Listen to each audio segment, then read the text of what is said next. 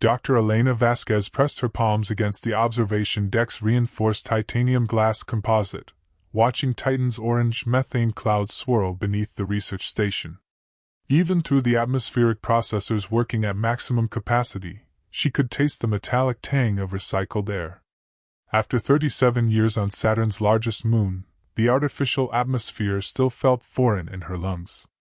"Commander Vasquez, we're receiving the daily transmission from Earth Station Beta," came the voice of her communications officer, Lieutenant Zhang, through the intercom. Elena's reflection stared back at her from the window, graying hair pulled into a practical bun, lines etched deep around her dark eyes from decades of squinting at star charts and data streams. At 62, she was among the oldest humans born on Titan, part of the second generation that had never breathed Earth's air or felt natural sunlight on their skin. "Patch it through to my office," she replied, turning away from the view. The hydrocarbon lakes below held no beauty for her anymore, only the constant reminder of humanity's precarious foothold in this alien world. Earth Station Beta was one of the last 3 remaining orbital platforms around humanity's birth world. The surface temperatures had exceeded 190 degrees Celsius last month, making even the most hardened automated systems fail within hours. The expanding sun, now in its red giant phase centuries ahead of all previous predictions, had turned Earth into a hell's cape of superheated rock and boiling oceans. Elena's office was a cramped space filled with holographic displays showing various aspects of the Titan colony's operations. Population: 847,000 humans across 12 domed cities. Atmospheric processors operating at 67% efficiency. Food production holding steady but protein synthesis showing concerning fluctuations. Resource extraction from Titan's subsurface ocean proceeding nominally. The incoming message materialized as a shimmering blue hologram of Director Marcus Chin, his weathered face bearing the weight of humanity's collective desperation. "Elena, I hope this finds you and the colony in good health." Chen's recorded voice carried across the solar system with only a 2-hour delay. "We have developments regarding the Alpha Centauri mission that require immediate attention." Elena's heart rate quickened. The Pioneers, humanity's most ambitious interstellar mission, had been launched a century ago toward the Alpha Centauri system. For decades they had sent regular status updates during their journey at near-light speed. Then, 23 years ago, communications had gone silent as they approached their destination. 18 hours ago, we received a priority transmission from the Pioneers. I'm uploading the full data packet, but here are the essential points. Captain Sarah Morrison reports the discovery of Kepler 442c, an Earth analog planet in the habitable zone. Atmospheric composition is within acceptable parameters for human habitation with minimal terraforming. Gravity is 1.07 Earth normal. Day/night cycle is 26.3 hours. Elena sank into her chair, her hands trembling slightly. For 100 years, Titan had been humanity's lifeboat, but it was never meant to be permanent. The moon's thick atmosphere couldn't be altered to support human life without artificial aid, meaning every breath depended on machinery that required constant maintenance and resources that were slowly dwindling.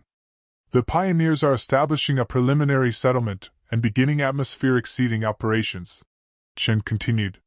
Captain Morrison estimates they can support an initial population of 50,000 within 5 years, expanding to accommodate our entire population within 15 years. Elena, we're going home. Not to Earth, but to a new world that can actually sustain us. The hologram flickered, Chen's face becoming momentarily transparent before solidifying again. The Colonial Council has voted unanimously to begin preparations for a complete evacuation of Titan. We're calling it Operation Exodus. You're being appointed as Colonial Evacuation Coordinator. I need you to begin logistical planning immediately. We're looking at the largest migration in human history, nearly 1 million people across 4.37 light-years. Elena stared at the space where Chen's image had been after the message ended. A new world. After decades of artificial skies and recycled everything, the possibility of breathing air that hadn't passed through a dozen filtration systems seemed almost mythical. Her door chimed, and Lieutenant Zhang entered carrying a data tablet. Commander, I've been monitoring civilian communications channels. Word is already spreading about the transmission from Alpha Centauri. People are asking questions. Elena nodded, unsurprised. On a colony world, secrets had a half-life measured in hours, not days. Call an emergency session of the Titan Colonial Council for 1,400 hours. Full department heads, priority Alpha clearance. And John? Yes, Commander? Start pulling together everything we have on interstellar transport capabilities. Passenger capacity, resource requirements, journey time at various velocities. I want to know exactly what we're looking at logistically. As John departed, Elena turned back to the window. Somewhere beyond Saturn's rings, beyond the asteroid belt, beyond even the dying Earth, a new world waited. But between here and there lay 4.5 light-years of empty space and the monumental challenge of moving nearly 1 million human beings across the galaxy. She activated her personal communication system and began composing messages to department heads across the 12 domed cities. The exodus was about to begin. The Titan Colonial Council convened in the primary dome's central amphitheater, a circular chamber carved from Titan's ice bedrock and lined with the same titanium composite viewports that offered spectacular views of Saturn's storm-racked atmosphere. Elena stood at the central podium, facing 12 department heads whose expressions ranged from hope to skepticism to barely controlled panic. Dr. Yuki Tanaka, head of atmospheric engineering, was the first to voice what they were all thinking. 4.5 light-years, she said, her voice carrying clearly in the chamber's acoustic design. Even at near light speed, we're looking at a minimum journey time of 5 years. More realistically, given the mass we need to transport, we're talking about 7 to 10 years in transit. The infrastructure requirements alone are staggering, added Marcus Webb, Colonial Resource Management. His tablet projected holographic charts showing cargo manifests and population distributions. We need to transport not just people, but the means to sustain them during the journey and establish a new colony upon arrival. Life support systems, manufacturing equipment, genetic samples, cultural archives. We're talking about preserving the entirety of human civilization in space-worthy containers. Elena had spent the morning reviewing these same calculations. The numbers were daunting, but not impossible.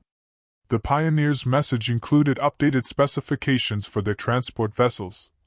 She responded, activating her own holographic display. The generation ships they used were designed with expansion capability. Each vessel could theoretically be retrofitted to carry 15,000 people in sustainable conditions. Dr. Priya Sharma, Chief Medical Officer, leaned forward. Theoretically. But we're talking about multi-generational journey times. Children will be born during transit who will never see Titan. Adults will age and die en route. The psychological and social implications are immense. Which is why we need to plan this as carefully as possible, Elena replied. The Colonial Council on Earth has already begun construction of new generation ships based on the Pioneer's updated designs. Our job is to determine how to prepare Titan's population for the longest journey in human history. Senior engineer Carlos Rodriguez had been quiet throughout the discussion, studying the technical specifications on his tablet. Now he looked up, his expression grim. There's another issue we haven't addressed, he said. Power generation. The fusion reactors required to maintain near-light speed over such distances will need fuel. A lot of fuel. More than we can manufacture here on Titan. Elena had been dreading this part of the conversation. Which brings us to the mining operations. She gestured, and the holographic display shifted to show a three-dimensional map of the outer solar system. Red markers indicated proposed resource extraction sites. We'll need to establish extraction operations in the Kuiper Belt. Hydrogen, deuterium, and helium-3 from the outer system's ice bodies and gas giant atmospheres. It's a 5-year operation minimum, just to fuel the ships. Dr. Tanaka was already shaking her head. 5 years to fuel the ships, 5 to 10 years in transit, and an unknown amount of time to establish viable settlements on the other end. We're looking at a minimum 15-year timeline, assuming everything goes perfectly. And if it doesn't? Asked Dr. Sharma. Elena's pause was answer enough. Colonial Administrator Jennifer Walsh, who had been taking notes throughout the meeting, finally spoke up. We need to consider the social dynamics. Nearly 1 million people living in artificial environments for over a decade.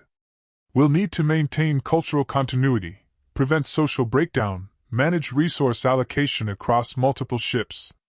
It's not just a transportation problem, it's a civilization preservation problem. Elena nodded. Which is why we're going to divide this into phases. Phase 1, infrastructure development and resource gathering. We begin construction of fuel extraction facilities and ship modifications immediately. Phase 2, population selection and preparation. We can't take everyone at once. We'll need to identify the most essential personnel for the first wave, probably 50 to 70,000 people. Phase 3, the exodus itself. The chamber fell silent as the magnitude of the undertaking settled over them. Elena looked around at the faces of people who would be responsible for the largest migration in human history. I know this seems overwhelming, she continued. But consider the alternative. Titan's atmospheric processors are operating at 67% efficiency and declining. Our population is approaching the maximum sustainable level. The materials needed for maintenance and expansion are becoming harder to extract. We have maybe 30 years before this colony becomes unsustainable. She gestured toward the viewport, where Saturn's great red spot was visible as a swirling storm larger than Earth itself. The pioneers have given us hope. A real chance at a permanent home, not just another temporary shelter. Yes, the journey will be difficult. Yes, many of us may not live to see the new world. But our children will. Our species will. Dr. Rodriguez raised his hand. What about those who choose not to go? Elena had expected this question. Voluntary. The exodus will be completely voluntary. Anyone who wishes to remain on Titan may do so. But they should understand that resources and support will be limited as the colony infrastructure is gradually transferred to the ships. You're talking about abandoning people, Dr. Sharma said quietly. I'm talking about giving people choices, Elena replied. For the first time in a century, we have choices. We can stay here and hope Titan's systems continue functioning for another generation, or we can take the risk and reach for something better. The debate continued for another 3 hours, covering everything from ship design to population genetics to cultural preservation protocols. By the end, the Council had agreed on a preliminary timeline and authorized Elena to begin formal planning for Operation Exodus. As the other Council members filed out, Elena remained at the podium, staring at the holographic display showing the route to Alpha Centauri. 4.5 light years. In cosmic terms, practically next door. In human terms, an almost unimaginable gulf of space and time. Her personal communicator chimed with an incoming message from her daughter, Dr. Maya Vasquezjan, a xenobiologist working in the colony's agricultural domes. Mom, I heard about the meeting. Are we really doing this? Are we really leaving? Elena smiled despite the weight on her shoulders. Maya had been born on Titan 34 years ago, had never known any other world. For her, the idea of leaving would be both terrifying and exhilarating. She activated the reply function. Yes, Maya. We're really going home. 2 years had passed since the Titan Colonial Council authorized Operation Exodus. The domed cities buzzed with activity as massive construction projects transformed Titan from a survival colony into a launch staging area.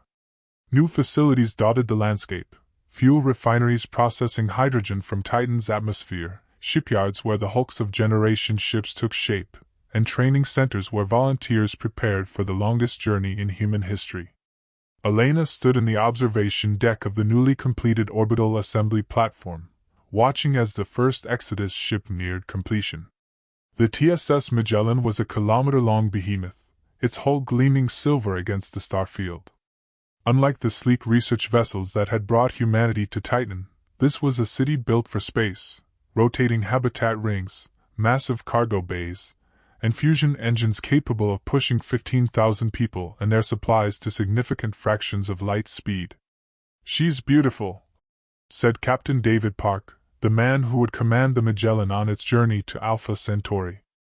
At 45, Park was a third-generation Titan colonist with 20 years of experience commanding intersystem cargo vessels. His promotion to lead the first Exodus ship had been unanimous among the Colonial Council. "Beautiful and terrifying," Elena replied. "In 6 months, she'll be carrying 15,000 souls across the galaxy. No pressure." Park chuckled, but Elena could see the weight of responsibility in his eyes. They had all felt it these past 2 years as the reality of the Exodus became tangible. Plans and projections were one thing, watching actual ships take shape was another entirely. "The passenger manifest is finalized?" Elena asked. "As of yesterday. We've got a good mix: essential technical personnel, medical staff, cultural preservationists, families with children. Dr. Sharma insisted on including several pregnant women to ensure we have births during the journey. Something about maintaining psychological normalcy." Elena nodded. The social dynamics of generation ship travel were still largely theoretical. The pioneers had made the journey in induced hibernation for much of the trip, awakening only for course corrections and system maintenance. But with such a large population, hibernation wasn't practical. They would need to maintain active communities during the 7-year journey. "What about volunteers for the second ship?" "The waiting list is now over 60,000 people," Park replied. "We could fill 4 ships just with the volunteers from New Dubai Dome alone." It was both heartening and concerning. The enthusiasm for leaving Titan suggested that Elena had been right about the colony's long-term prospects, but it also meant difficult choices about who would go and who would wait. Elena's communicator buzzed with a priority message from Earth Station Beta. Director Chen's hologram materialized, but his expression was troubled. "Elena, we have a problem. The latest solar observation data shows acceleration in the expansion rate. Our projections have the Sun reaching current Earth orbital distance 18 months sooner than anticipated." Elena felt a chill that had nothing to do with Titan's atmosphere. "How does that affect the remaining Earth stations?" "We're beginning immediate evacuation. All 3 remaining orbital platforms will be abandoned within 6 months. But that's not the worst part. We're detecting gravitational anomalies in the outer system. The solar expansion is affecting planetary orbits." Park was listening intently now. "Affecting how?" "Saturn's orbit is slowly decaying," Chen continued. "It's minimal now, but over the next 50 years, Titan will experience increasingly unstable conditions. Higher radiation levels, more extreme temperature variations, possible seismic activity from tidal stress." Elena closed her eyes, processing the implications. "We need to accelerate the Exodus timeline." "My thoughts exactly. Instead of 5 phases over 20 years, we need to compress this into 3 phases over 12 years maximum. And we need to get the first ships launched as soon as possible." After Chen's message ended, Elena and Park stood in silence, watching the construction crews working on the Magellan. The ship was nearly complete, but her sister ships were still months away from launch readiness. "Can we be ready for early departure?" Elena asked. Park studied the ship through the viewport. "The Magellan could launch in 4 months instead of 6, but we'd be cutting safety margins thin. Limited redundancy in life support, reduced emergency supplies. And if we wait? If Chen's data is correct, every month we delay increases the risk for everyone still on Titan." Elena activated her communicator, opening a channel to the Colonial Council. "Emergency session, Priority Alpha. All department heads to the main council chamber immediately." As they made their way through the orbital platform's corridors, Elena couldn't shake the feeling that they were racing against time itself. The sun that had given birth to humanity was now consuming the very planets where humans had sought refuge. The emergency council session was brief but intense. The new data from Earth Station Beta changed everything. Instead of careful, methodical preparation, they now faced the prospect of hasty evacuation under increasingly dangerous conditions. Dr. Tanaka was the first to voice the obvious concern. "If we rush the first departure, we're taking massive risks with the lives of 15,000 people. But if we don't, we risk the lives of nearly 1 million. What are our alternatives?" asked Dr. Sharma. Could we modify the hibernation systems to carry more people on fewer ships? Senior Engineer Rodriguez shook his head. Not without completely redesigning the life support architecture. We're talking about years of development time we don't have. Colonial Administrator Walsh had been running calculations on her tablet throughout the discussion. There is another option. We reduce the first wave to essential personnel only, scientists, engineers, medical staff, minimal family units. Maybe 8,000 people instead of 15,000. That allows us to launch sooner and gives us more redundancy in systems. Elena considered the proposal. And the remaining 7,000 slots? Go to the second ship, which we accelerate by 3 months. We're talking about a cascading compression of the entire timeline. Captain Park leaned forward. I can have the Magellan ready for an 8,000-person capacity in 10 weeks. The reduced population load would actually increase our safety margins. Elena looked around the council chamber at the faces of people who had spent the last 2 years planning humanity's escape from a dying solar system. Now they were being asked to compress their timelines and increase their risks because the universe itself was running out of patience. Recommendations? The vote was unanimous. Operation Exodus would be accelerated. As the council dispersed to begin implementation of the new timeline, Elena remained in the chamber, staring at the holographic display showing the revised departure schedule. The first ship would launch in 10 weeks, carrying 8,000 of humanity's most essential specialists toward a new world they would never see with their own eyes. The weight of what they were asking these people to do, to leave behind everything they had ever known for a decades-long journey through the void, was almost overwhelming. But the alternative was watching humanity slowly suffocate on a dying moon orbiting a planet that was itself slowly falling into an expanding star. Elena activated her personal communicator and began drafting a message to Maya, who had volunteered for the first ship's agricultural team. Her daughter would be among the first to leave, among the first to take humanity's greatest leap into the unknown. Maya, she began, then paused. How did you tell your child that she was about to embark on a journey that would take her further from home than any human had ever traveled? Maya, she began again. Pack light. We're going to need room for dreams. Maya Vasquezjan stood in the observation lounge of the TSS Magellan, watching Saturn shrink to a pale dot behind them. They had been underway for 6 months, and Titan was already invisible except as a slight dimming of Saturn's light. In another 6 months, the entire solar system would be reduced to a single bright star behind them. The ship hummed with the constant vibration of the fusion engines, a sound that had become as familiar as her own heartbeat. Around her, families from her agricultural team were gathered for their weekly social gathering, an attempt to maintain the community connections that had sustained them on Titan. Dr. Chin, called Tom Rodriguez, the 8-year-old son of senior engineer Carlos Rodriguez. How long until we can see the new star? Maya smiled.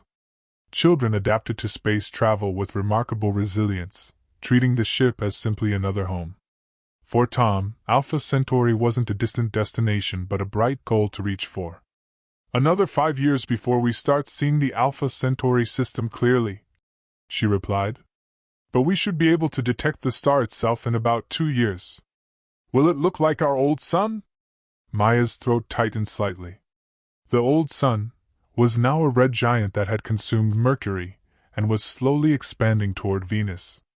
Earth Station Beta had gone silent 3 months after their departure, its orbital platforms presumably destroyed by solar storms or debris. It will look different, she said carefully. Alpha Centauri A is actually a bit bigger and brighter than our old sun. And it has a companion star, Alpha Centauri B, so there will be 2 stars in the sky of our new world. Tom's eyes widened. 2 suns? Will that make it really hot? The second sun is much farther away. It will look like a very bright star, not like a sun. And the planet orbits close enough to the main star that it should be just the right temperature for us.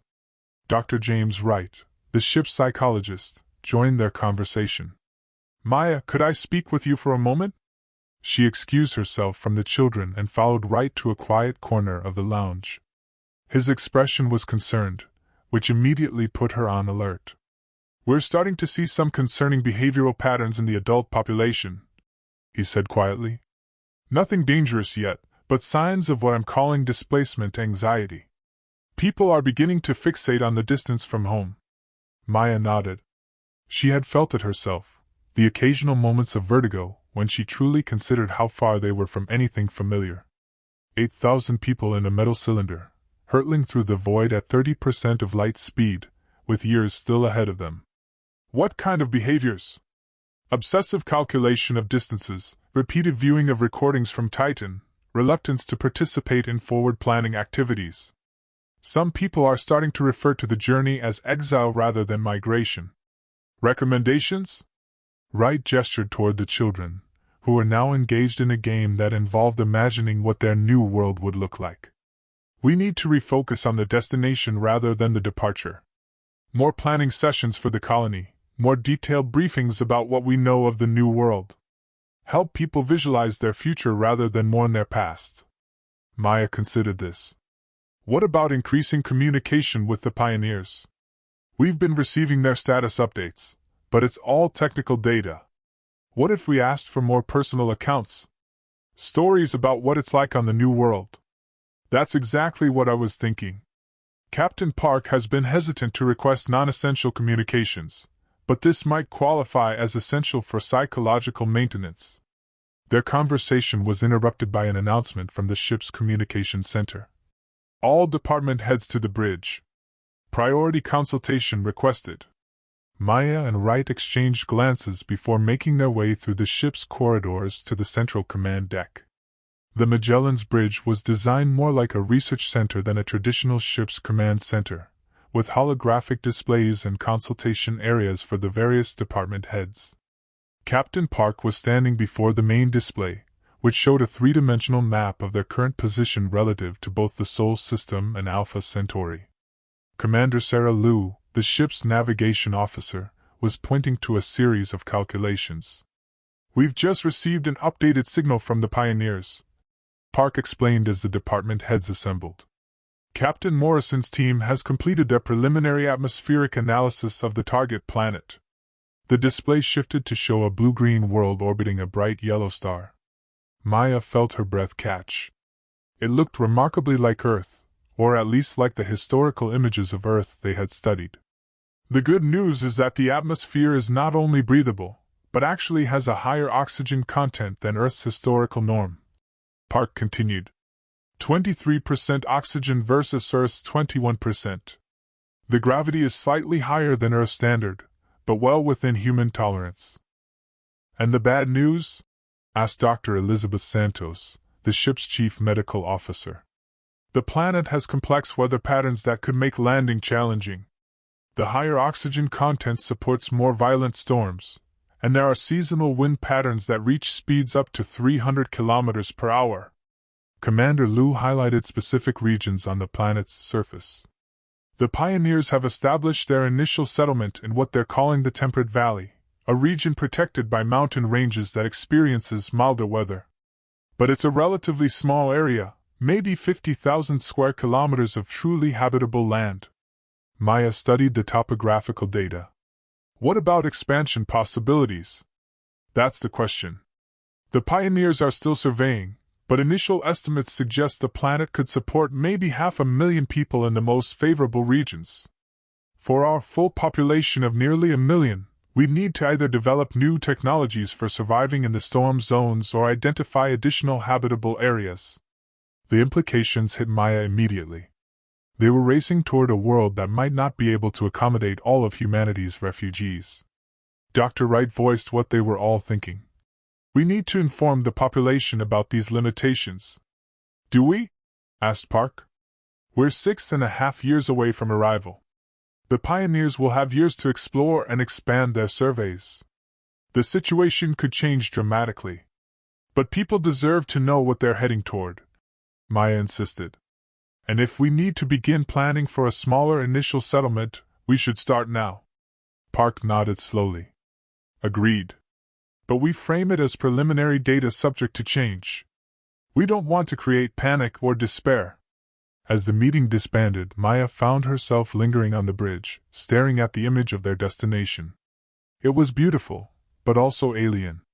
The cloud patterns were different from Earth's, the continents shaped by geological processes unlike anything in the Sol system. "Second thoughts?" asked Captain Park, noticing her hesitation. "Just trying to imagine what it will be like," she replied. "My mother spent her entire life planning for this exodus, and she'll never see the result. I'll spend 7 years of my life traveling toward this world, and I might not live to see it fully settled. But your children will," Park said quietly. "The children on this ship will grow up on a world with real weather, natural cycles, a biosphere that doesn't depend on atmospheric processors and artificial systems." Maya nodded, but she couldn't shake a growing unease. They were all making enormous sacrifices based on limited information and the hope that the pioneers' initial assessments would prove sustainable for a much larger population. Over the following weeks, the psychological effects Dr. Wright had warned about became more pronounced. The news about the new world's limitations had spread despite efforts at careful communication, and people began talking more frequently about the friends and family they had left behind on Titan. Maya found herself thinking about her mother more often, wondering how the remaining evacuation phases were proceeding. The communications lag meant they were now receiving information about Titan that was nearly a year old. For all they knew, the second Exodus ship had already launched. During one of her regular visits to the ship's hydroponics bay, Maya encountered Lisa Park, Captain Park's 15-year-old daughter, who was working on a school project about agricultural planning for the new colony. "Dr. Chin, do you think we made the right choice coming here?" Lisa asked, her question carrying the weight of an adolescent's attempt to understand adult decisions. Maya paused in her inspection of the soybean growth modules. "That's a complicated question, Lisa. What do you think? I mean, we left everyone behind. My grandmother, my friends, my boyfriend. And we don't even know if this new planet will work out. What if we get there and it's not what we expected?" Maya sat down beside Lisa, looking at the girl's agricultural planning charts. "You know what I think? I think we made the best choice we could with the information we had.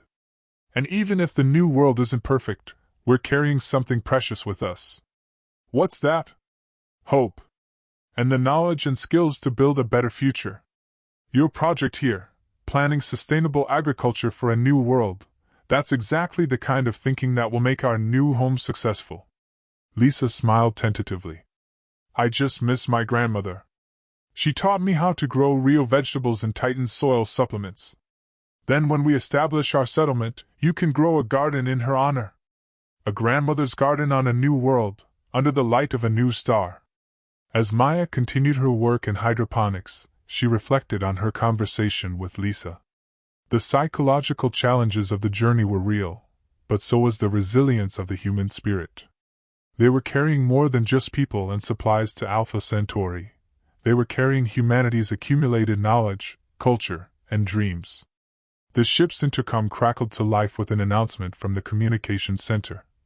"All residents, we have received a personal message transmission from the pioneers. Captain Morrison has recorded a special welcome message for the Exodus ships. The recording will be played in all common areas at 1900 hours. Maya felt a surge of anticipation. Personal messages from their destination, exactly what Dr. Wright had recommended for maintaining morale. Perhaps Captain Morrison could provide the emotional connection to their new world that technical reports couldn't convey. As 1900 hours approached, Maya joined nearly 500 other residents in the main assembly hall. Captain Park introduced the message with appropriate ceremony, and then the lights dimmed as Captain Morrison's image appeared in holographic projection. She was younger than Maya had expected, perhaps 50 years old, with weather-beaten features and bright, enthusiastic eyes. Behind her, through what appeared to be a viewport, Maya could see alien landscape, rolling hills covered in something that might have been vegetation, under a sky that was subtly different from any she had ever seen.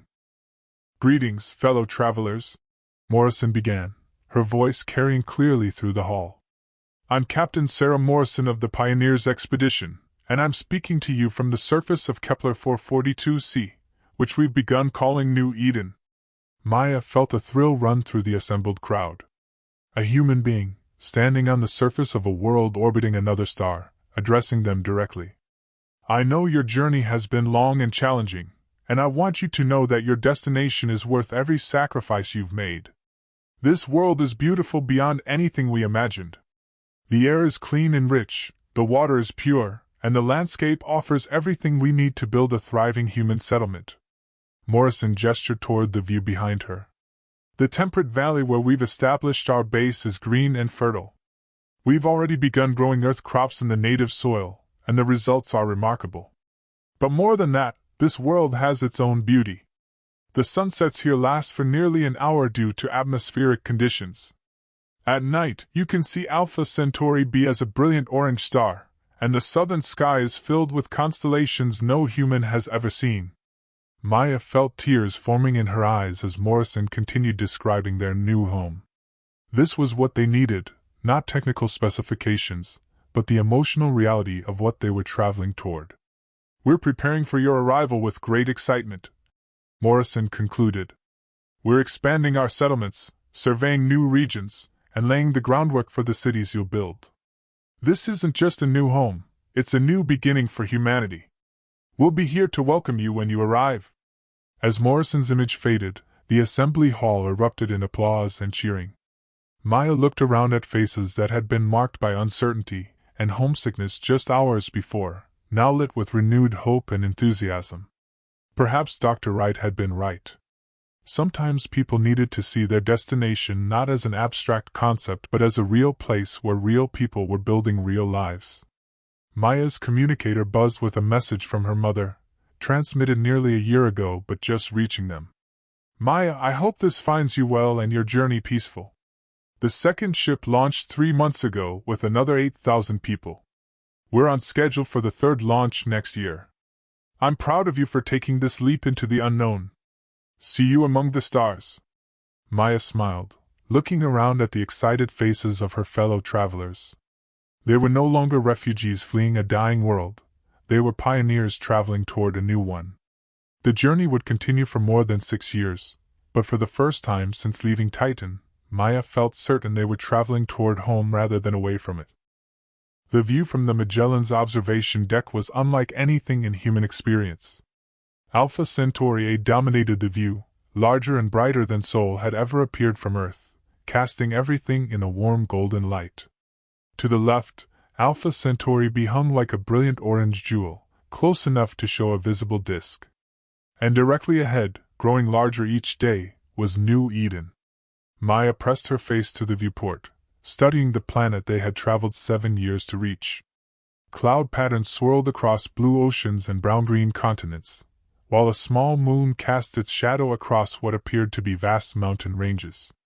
After 7 years of metal walls and recycled air, the sight of a natural world was almost overwhelming.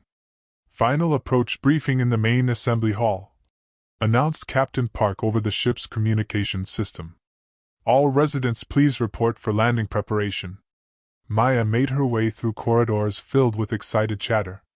Children who had spent half their lives aboard the ship were bouncing with anticipation, while adults tried to maintain composure despite obvious excitement. After 7 years, they were finally going home. The assembly hall was packed as Captain Park and his senior officers presented the final approach plan. Holographic displays showed the planet's surface in unprecedented detail, with the pioneers' settlements clearly visible as geometric patterns in the temperate valley. Landing will commence in 72 hours, Park announced. The pioneers have constructed a landing facility capable of handling our shuttle fleet. We'll be transporting people and priority cargo in phases over approximately 2 weeks. Commander Liu highlighted the landing zones on the planetary display. The pioneers have done extraordinary work in the 7 years since we lost communication with them. Their initial settlement of 50 people has grown to over 200 through natural increase and expanded infrastructure. They've established agricultural zones, manufacturing facilities, and preliminary survey bases for mineral extraction. Dr. Santos, the ship's medical officer, added her own briefing. Medical facilities planetside are limited but adequate for our initial population. However, We'll need to establish our own hospital complex within the first year. The planetary environment appears completely compatible with human physiology, but we'll be implementing careful monitoring protocols during the initial settlement period. Maya was particularly interested in the agricultural assessments. The hydroponics base she had managed during the journey would be her key to understanding how to establish sustainable food production on New Eden. Soil composition is remarkably Earth-like, reported Dr. Hannah Kim, the expedition's geologist. Rich organic content, appropriate pH levels, and mineral distribution that should support Earth crops with minimal soil preparation.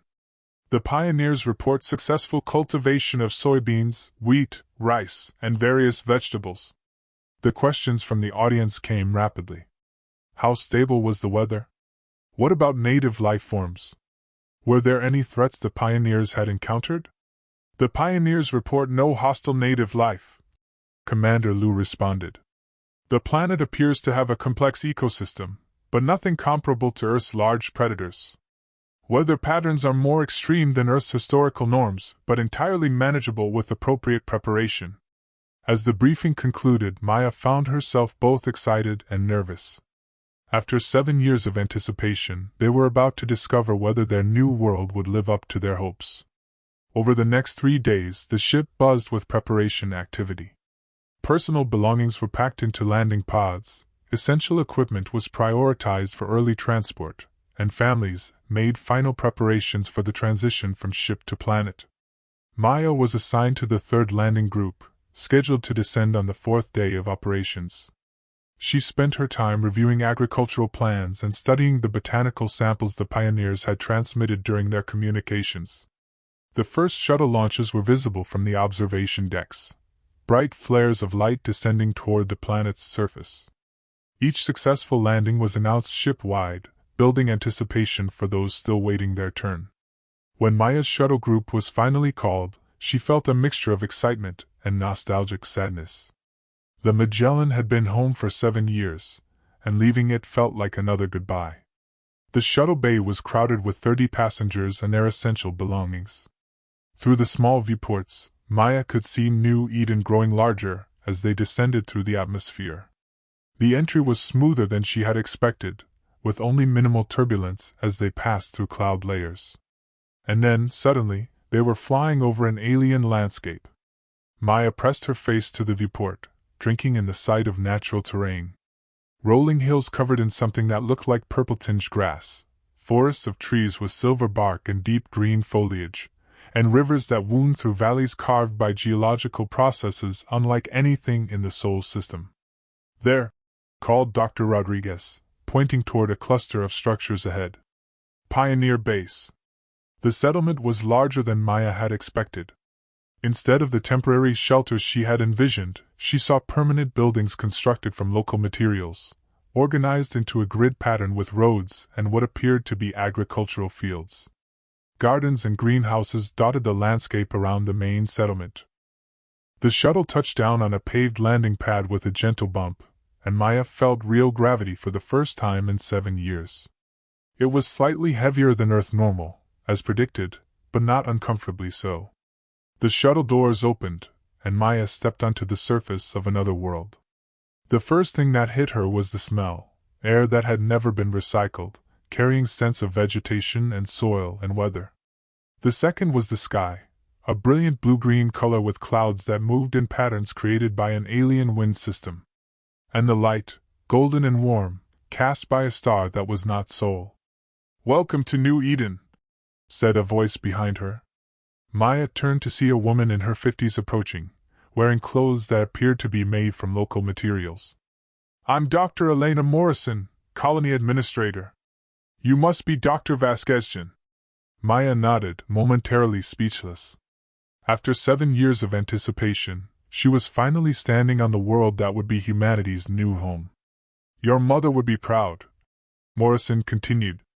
"We received word about her passing during the journey. I'm sorry for your loss." Maya felt a pang of grief mixed with gratitude. Her mother had died during the 5th year of their journey, never knowing whether they would successfully reach their destination. But her vision of humanity's exodus had succeeded. "Thank you," Maya managed. She believed in this mission more than anyone. Morrison gestured toward the settlement. Come, let me show you what we've built. Your agricultural expertise will be crucial for the expansions we're planning. As they walked through Pioneer Base, Maya was impressed by what the original expedition had accomplished. The buildings were constructed from a mixture of earth materials brought by the pioneers and local stone that had been quarried and shaped into construction blocks.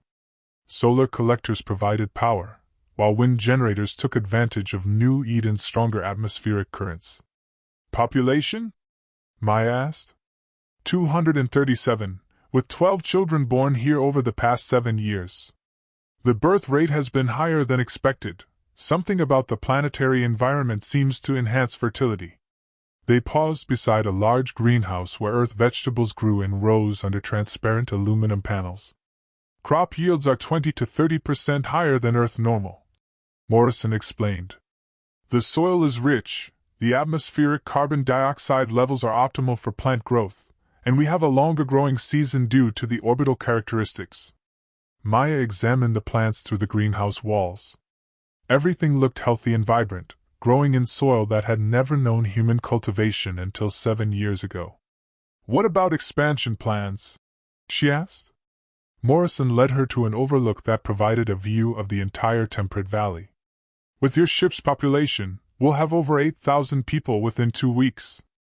The current infrastructure can support maybe 3,000 comfortably. We need to establish 2 new settlement sites within the next year. Maya studied the landscape. The valley was beautiful, but she could see the limitations Morrison had described. Natural barriers, mountain ranges and river systems, defined a finite area for comfortable human habitation. What about the other regions? The pioneers must have surveyed beyond the valley. Morrison's expression became more serious. We have. The planet offers incredible opportunities, but also significant challenges. The storm systems in the equatorial regions are more severe than our initial assessments suggested. Wind speeds routinely exceed 400 km per hour during storm season. But there are other temperate zones in the northern and southern hemispheres that show promise. Over the following weeks, Maya threw herself into the work of establishing humanity's new civilization. The agricultural teams worked to expand food production capabilities, while construction crews began building the infrastructure for permanent settlement. The work was challenging but deeply satisfying. After years of artificial environments, working with natural soil and natural weather patterns felt like rediscovering a lost part of human heritage. The arrival of subsequent shuttle loads brought specialists in every field: engineers, teachers, medical professionals, artists, and cultural preservationists. Each group added capabilities to the growing settlement. Maya's first major project was establishing a seed bank and agricultural research center to ensure food security for the expanding population. Working with both Earth genetic material and careful study of native plant life, she began developing hybrid crops optimized for New Eden's growing conditions. 3 months after landing, Maya received a communication from the Magellan. The 4th Exodus ship had arrived in the outer system and was preparing for landing operations. Another 15,000 people would soon join them on New Eden. Standing in her research greenhouse, surrounded by hybrid tomatoes that had never known Earth's soil, Maya felt a deep sense of accomplishment. Humanity's great exodus was succeeding. They had not only survived the journey but were beginning to thrive in their new home. But she also felt the weight of responsibility. New Eden could support millions of people if they expanded carefully and developed sustainable technologies. The success of humanity's future depended on the choices they made in these crucial early years. Maya activated her personal communicator and began composing a message to the incoming 4th ship. "Welcome to New Eden," she began. "Your new home is waiting for you." 25 years after the first landing on New Eden, Maya Vasquezjan stood in the memorial garden overlooking the sprawling city of New Dubai. Named after one of Titan's domed cities, it was now home to over 200,000 people, the largest human settlement on their new world. The garden was dedicated to those who had not lived to see humanity's new home, the millions who had perished when Earth became uninhabitable, the thousands who had chosen to remain on Titan during the Exodus, and the travelers who had died during the long journey between the stars. At the center of the garden stood a monument inscribed with the names of humanity's heroes, including Elena Vasquez, who had planned the exodus that saved their species. Maya was no longer the young xenobiologist who had first stepped onto New Eden soil. At 59, she served as the planet's Minister of Agriculture, responsible for feeding a population that now exceeded 500,000 people across 3 major settlements and dozens of smaller communities. "Grandmother Maya!" called a voice behind her. Maya turned to see her 8-year-old granddaughter, Sophia Chinpark, running up the garden path. Sophia was one of the new generation, humans born under an alien star who had never known artificial environments or recycled air. "What is it, Sophia?" "Mom says you have to come see the new seedlings from the Valley 5 expedition. They're growing plants that glow." Maya smiled. Valley 5 was the latest expansion settlement, established in a region 2,000 kilometers from the original landing site. The exploration teams continued to discover new wonders in New Eden's diverse ecosystems. They walked together down the hill toward the Agricultural Research Center, passing monuments and gardens that told the story of humanity's greatest journey. Children played in parks where earth trees grew alongside native New Eden species, creating forests that existed nowhere else in the universe. The research center was buzzing with activity as always. Dr. James Park Santos, Sophia's father and the son of their original ship's captain, was examining samples under advanced imaging equipment. "Maya, you need to see this," he called as they entered the laboratory. "The bioluminescent characteristics are unlike anything we've documented before." Maya studied the samples through the imaging display. The plant structures showed complex chemical processes that generated their own light through interactions with New Eden's atmospheric composition. "Practical applications?" she asked. "Potentially enormous. Natural lighting systems, agricultural markers, even communication applications. We're looking at a completely novel biological technology." Sophia pressed her face to the imaging display, her eyes wide with wonder. "Can we grow them in our garden?" "With proper research and testing," Maya replied. "We have to be careful about introducing new species to established ecosystems." As they worked, Maya reflected on how far they had come. New Eden now supported thriving human communities across 3 continents.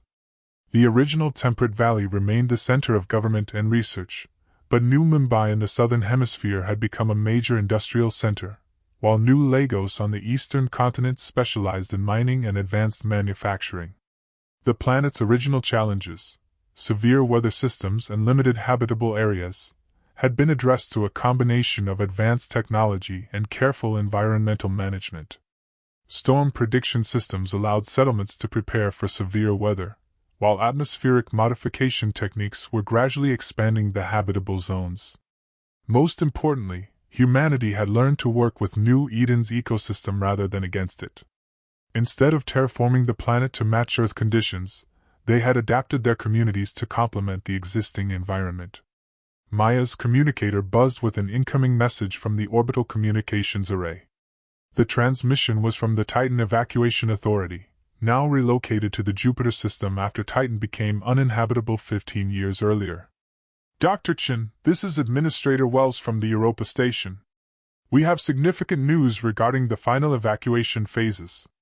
Maya activated the holographic display, and Administrator Wells' image appeared in the laboratory. "The last Exodus ship departed Europa Station 6 months ago, carrying the final 30,000 evacuees from the Saturn system. They report successful transition to interstellar flight and expect arrival at New Eden in approximately 8 years." Maya felt a surge of emotion. The great exodus that her mother had begun would finally be complete. Nearly 1 million human beings had now made the journey from humanity's dying solar system to their new home among the stars. "What's the status of the Saturn system?" Maya asked. "Saturn's orbit continues to decay due to solar expansion effects. Europa Station will be abandoned within 2 years, and the remaining personnel will transfer to the Proxima Centauri colony ships for settlement of the secondary worlds." Maya nodded. Proxima Centauri b, the third world in the Alpha Centauri system, had been confirmed as habitable during their second decade on New Eden. While less Earth-like than New Eden, it offered opportunities for humanity to spread across multiple worlds and ensure species survival. Any final messages from the Sol system? This will likely be our last communication with the solar system. Solar radiation has made the outer stations uninhabitable, and the remaining automated monitoring stations will fail within the next few years. After the transmission ended, Maya stood quietly in the laboratory, processing the finality of humanity's departure from their birth system. The sun that had warmed Earth for billions of years had become too dangerous for human survival, forcing an entire species to find new homes among the stars. But they had succeeded. Not only had humanity survived the transition, they had begun to thrive. New Eden supported a growing population with a sustainable economy and expanding technological capabilities. Children like Sophia would grow up as citizens of the galaxy rather than refugees from a dying world. "Grandmother Maya?" Sophia asked quietly. "Are you sad about our old home?"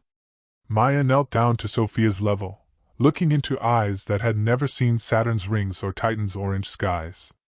"A little sad," she admitted, "but mostly grateful. We made it here safely, and now you get to grow up on a beautiful world with endless possibilities. Will you tell me again about the great journey?" Maya smiled. Sophia never tired of hearing about the Exodus ships and the brave people who had crossed the galaxy to establish their new home. "Once upon a time," Maya began, "humanity lived around a dying star. Your great-great-grandmother Elena had a dream that we could find a new home among the stars." As Maya told the familiar story, she looked out the laboratory windows at New Eden's dual sunset. Alpha Centauri was setting behind the mountains, casting long shadows across the valley, while Alpha Centauri B hung like a bright orange star in the evening sky. Tomorrow would bring new challenges, expanding settlements, ongoing research, the arrival of more refugees from the solar system. But tonight, Maya was content to share humanity's greatest story with a child who represented their species' future. The Great Exodus was nearly complete. Humanity had found its new home among the stars, and the next chapter of their civilization was just beginning.